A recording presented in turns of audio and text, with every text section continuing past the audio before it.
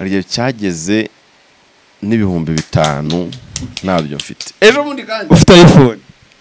tureka na iPhone n'indi bikorwa bihari kira mukabura 5 ufite cano nahuye 5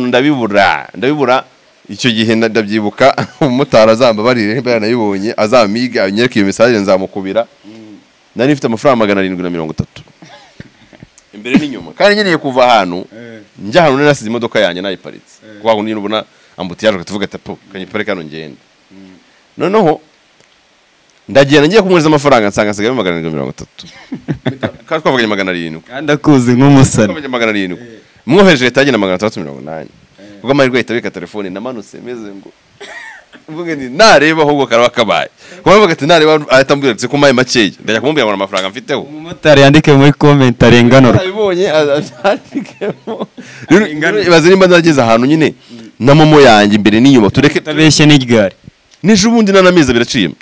kiramani 700 kuri momo ubwo urumva nayo nahise nyishira moto nsigarana ibiceri 30 kuko bahise bakatamo na vino ngo yo kohereza nasiganye ibiceri 30 mara umusozi ufite ibiceri 30 kuri bank ndakenye kandi nyize rero ubwo aho ngano wese avuga ni ibintu nibikira noneho ubwo ako kandi n'umuntu yese amagara ati cya kibanza 15 urazemera nashaka 17 bitekeza bari ngaho ndibera na mafaranga mfite mfite ibiceri 30 amafaranga yabuze kandi arandi ndi kwanga uvuze ngo nyine ndakennye ariko no mu bundi buryo nyine mfite amafaranga yego no ari abantu bakenye babwira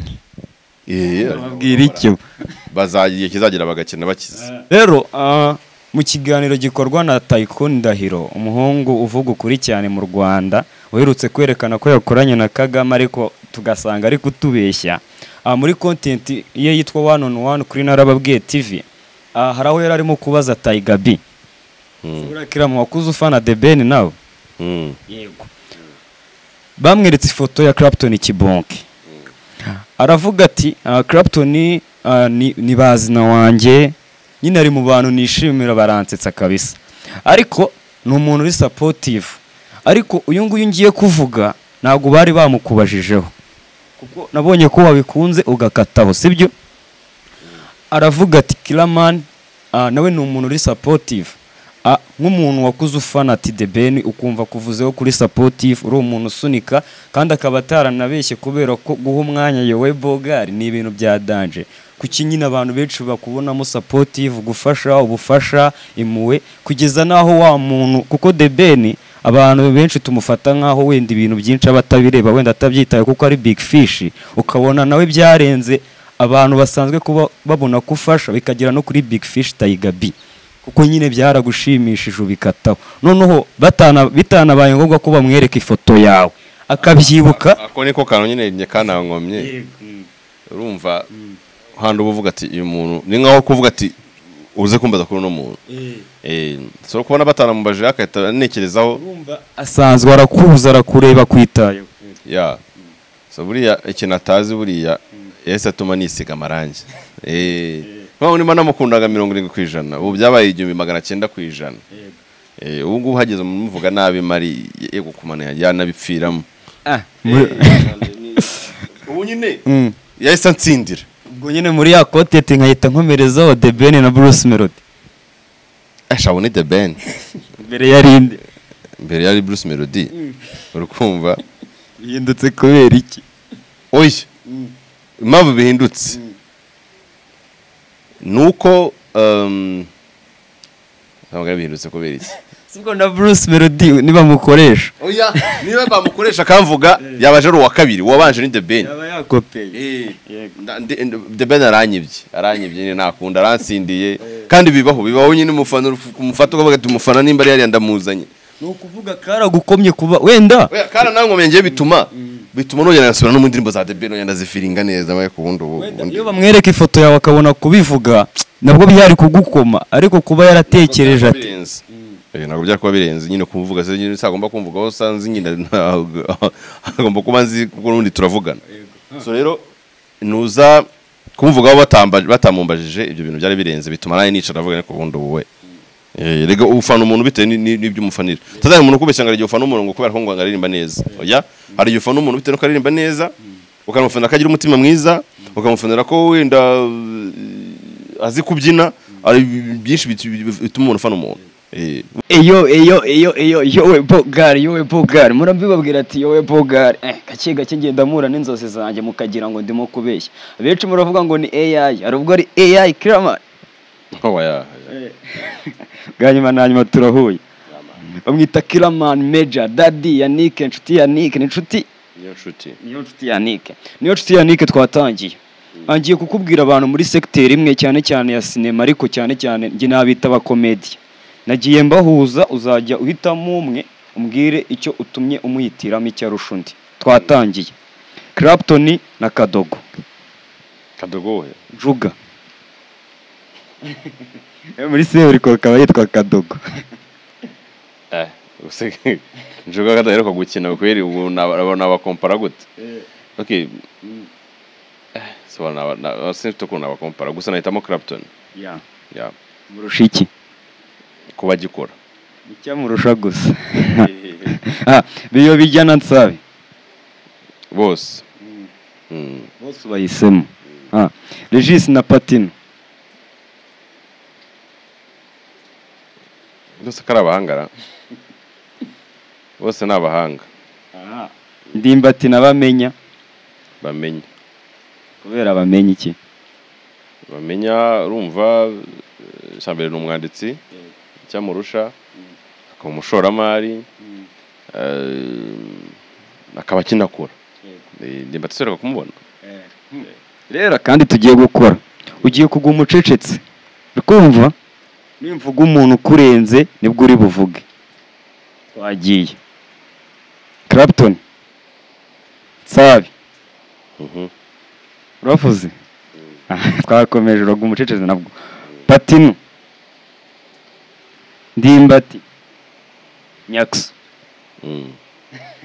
kubera icyo abo ngabo uvuze se abandi ugaceceka Nsabe na Nyakso kuki wemeye ati aba bo barandusha kandi abantu benshi batabati umuntu arandusha? Oye biterwa n'ibyo kurusha mu nyine. Enga Nyakso akurusha iki? Comedy. Sabi Comedy. Aho waremeye turamuje narandusha kabisa. Rero mu kiganiro gikorwa na Tycoon Ndahiro, umuhungu uvuga ukuri cyane mu Rwanda, uherutse kwerekana ko yakoranye na Kagame ariko tugasanga ari kutubeshya. Muri content ye yitwa One on One kuri Narababwiye TV, hari aho yari arimo kubaza Tiger B. Urakira mu wakuze ufana The Ben nawe? Yego. Bamweretse ifoto ya Clapton Kibonke. Aravuga ati Clapton ni bazina wanjye, nyine ari mu bantu nishimira, baransetsa kabisa, ariko ni umuntu uri supportive. Ariko uyu nguyu ngiye kuvuga ntabwo bari bamukubajijeho kuko nabonye ko wabikunze ugakataho, sibyo? Aravuga ati Kiraman nawe ni umuntu uri supportive,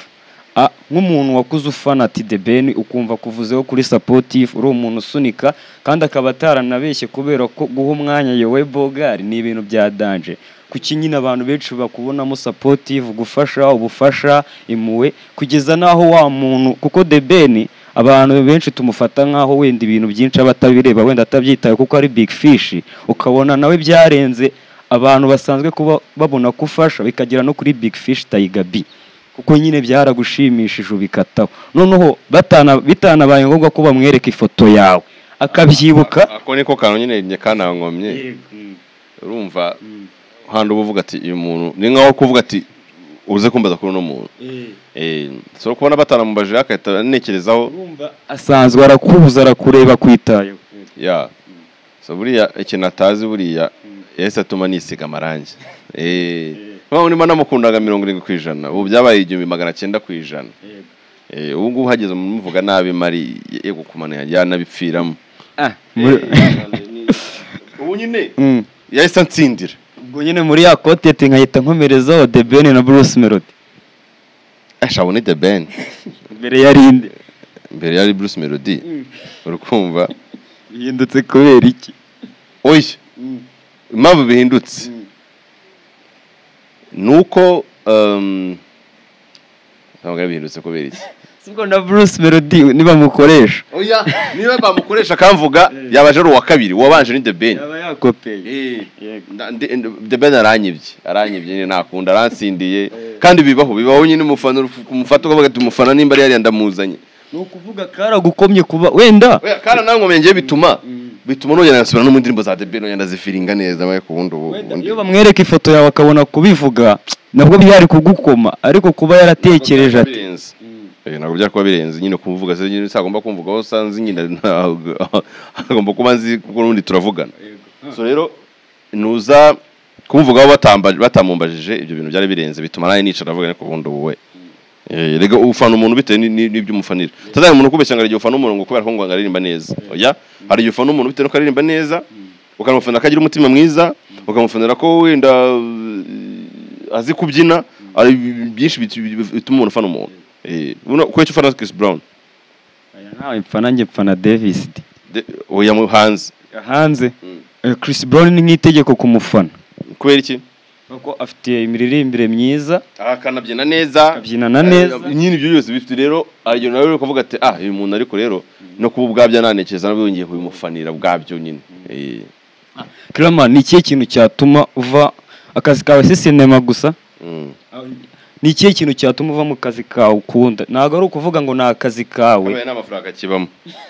wabivamo nabimuzanguramo iki kana amafaranga arimo hari abantu benshi bavuga ati ngiye impamvu natinze muri content natinze ngo kuba nyine nkora ibi bintu mu buhanzi ngo nuko mbikunda niyo byaba bitamemba ngomba kubiguma akabyo kubikunda za nibikiriza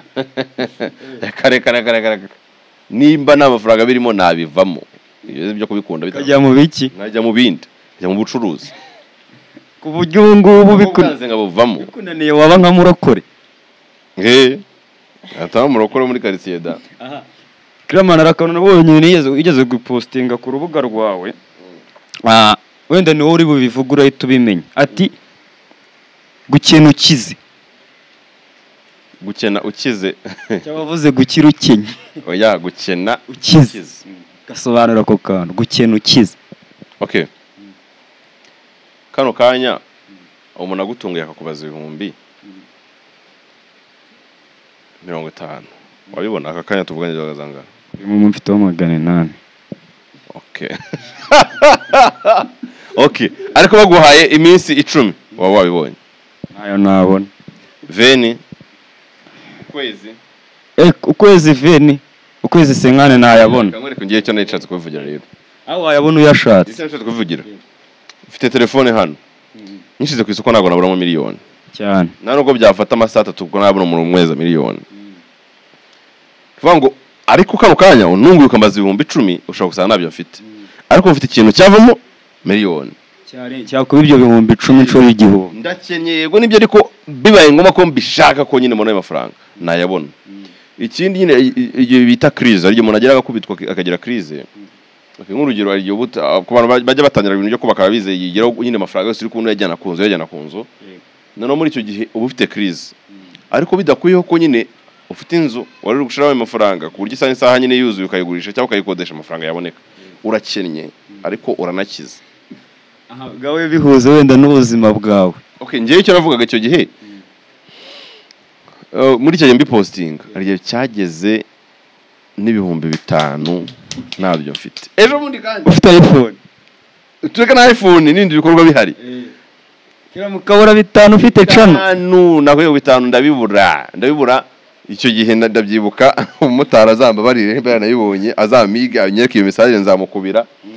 nari mfite amafaranga 730 imbere n'inyuma kandi ngiye kuva ahantu njya hano nasize imodoka yanjye nayiparitse kwa gundi ubona ambutiyaje ukatuvuga tapo kanyiparika hano ngenda noneho ndagenda ngiye kumuriza amafaranga nsanga nsigaye 730 kandi twavuganye 700 kandi akuzi nk'umusana 700 mwoheje leta agenda 680 ubwo amahirwe yitabika telefone namanutse meze ngo mvuge ni nareba ahubwo karaba kabaye kubavuga ati nareba atambwira ko maye makeya ndajya kumubwira ngo amafaranga mfiteho umumotari yandike muri comment arenganura abibonye azandikemo ibaze nimba nageze ahantu nyine na momo yanjye imbere n'inyuma tureke tabeshye n'igare nije ubundi nanamiza biraciyemo kiramane 700 kuri momo ubwo urumva nayo nahise nyishira moto nsigana ibiceri 30 kuko bahise bakatamo na vini ngo yo kohereza nasiganye ibiceri 30 mara musoza ufite ibiceri 30 kuri bank ndakenye kandi nyize rero ubwo aho ngano wese avuga ni ibintu nibikira no ubwo ako kanya nubwo umuntu yasabamaga ati cya kibanza 15,000 urazemera nashaka 17 mfite mbitekereza bari ngaho ndibera nta mafaranga mfite mfite ibiceri 30 amafaranga yabuze kandi arandi ndi kwanga uvuze ngo nyine ndakennye ariko no mu bundi buryo nyine mfite amafaranga yego no hari abantu bakenye babwira icyo bazagiye kizagira bagakena bakize muri bano bagore harimo abagore n'abakobwa abenshi urabamenya ugiye kuvuga umukobwa waryoshya sene like arimo gukura ibyinyo nyine akura umugabo tu nta mikino afite harimo Nadine Nana harimo Tesi harimo Ariel Vanessa harimo Judy harimo Miki harimo Linda Priya harimo Nyambo harimo Madederi ndavuga umwe Tesi yabyakitinga fresh nyine azi kwacting ibintu byose nyine ujye arusha Madederi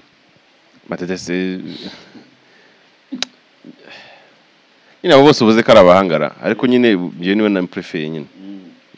Kiramani dusoza ntago nagenda no gukoresheje agakoteti kanjye hangane Kiramani tuvuga ufite imyaka 30 yego sinzi niba ari ufite cyangwa ngabanyije ariko tuvuga ufite imyaka 30 Kiramani iyo uvuka mu myaka 7 ushize ufite imyaka ingahe iyo mvuka mu myaka 7 ushize ubu ngubu ufite imyaka 30 iyo uvuka mu myaka 7 ushize ufite imyaka ingahe kaza kare mu bwenge bwinshi cyane iyo mvuka mu myaka umuntu ufite imyaka 30 imyaka 30 iyo uvuka mu myaka 7 ushize ufite imyaka ingahe 23